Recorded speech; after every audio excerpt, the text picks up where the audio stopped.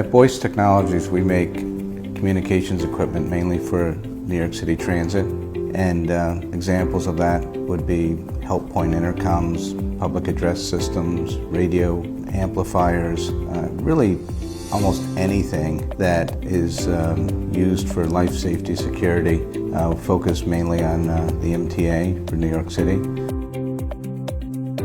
So one of our projects is a digital kiosk which essentially houses vital sensitive antenna equipment. Along with that, there are key surfaces for display.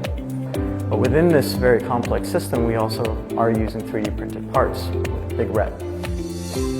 And so where in the past, where our engineers and designers were looking at 3D printing for very specific prototyping, we've now swiped that clean and said we can go into production with 3D printing. I used to think that 3D printing had no purpose at Boyce Technologies. I used to think that the fastest way to do something was to do it out of a piece of metal. And what I'm realizing is that 3D printing has so much value in tooling, in testing, in prototyping, in packaging. I don't know how to live without 3D printing anymore. We could have used other technologies to produce these intake or exhaust components, but knowing fully well that producing these fluid, soft, complex geometries is more difficult to achieve with certain kinds of materials, whether it's aluminum or ABS, we decided not to go through it from a subtractive approach, but actually an additive approach.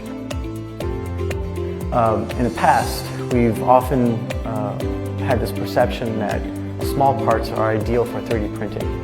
But as bigger volumes, bigger build volumes with BigRep technology, and there's a new limit that's set.